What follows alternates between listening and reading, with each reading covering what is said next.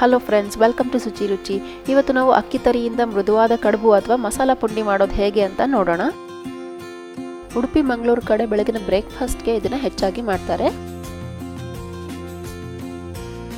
ಇದನ್ನು ಮಾಡೋ ವಿಧಾನ ನೋಡೋಣ.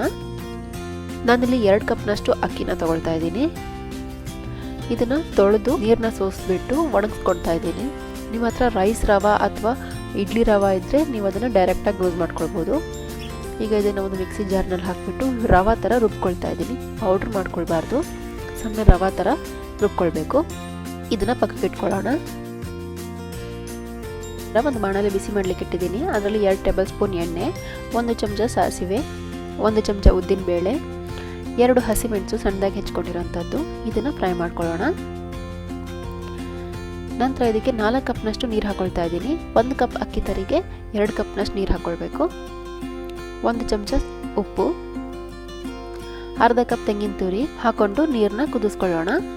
ನಂತರ ನಾವು ಇದಕ್ಕೆ ರುಬ್ಕೊಂಡಿರುವಂತಹ ಅಕ್ಕಿ ತರಿನ ಹಾಕ್ಕೊಂಡು ಚೆನ್ನಾಗಿ ಮಿಕ್ಸ್ ಮಾಡ್ಕೊಳ್ಳೋಣ.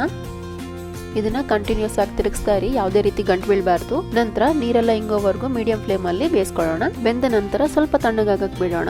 ಪೂರ್ತಿ ತಣ್ಣಗಾಗಕ್ಕೆ ಬಿಟ್ಬಿಡಬೇಡಿ, ಉದ್ರುದ್ರಾಗ್ಬಿಡುತ್ತೆ. ಉಗುರು ಬೆಚ್ಚಿರುವಾಗಲೂ ಇದನ್ನು ಉಂಡೆ ಮಾಡ್ಕೊಳ್ಳೋಣ. ಹಾಗೆ ಫ್ರೆಂಡ್ಸ್, ನಮ್ಮ ಚಾನಲ್ಗೆ ಇನ್ನೂ ಸಬ್ಸ್ಕ್ರೈಬ್ ಮಾಡಿಲ್ಲ ಅಂದರೆ ಸಬ್ಸ್ಕ್ರೈಬ್ ಮಾಡಿ, ಪಕ್ಕದಲ್ಲಿರೋ ಬೆಲ್ ಐಕಾನ್ ಪ್ರೆಸ್ ಮಾಡಿ. ಆಗ ನನ್ನ ಹೊಸ ವಿಡಿಯೋ ಬಂದ ತಕ್ಷಣ ನಿಮಗೆ ನೋಟಿಫಿಕೇಶನ್ ಬರುತ್ತೆ. ಈಗ ಎಲ್ಲದನ್ನು ಉಂಡೆ ಮಾಡಿ ಇಟ್ಕೊಂಡಿದ್ದೀನಿ. ಇದನ್ನು ಒಂದು ಸ್ಟೀಮರಲ್ಲಿ ಇಡೋಣ. ಇದನ್ನು 15 ನಿಮಿಷ ಬೇಯಿಸ್ಕೊಳ್ಳೋಣ. ಇದಿವಾಗ ಕರೆಕ್ಟಾಗಿ ಬೆಂದಿದೆ.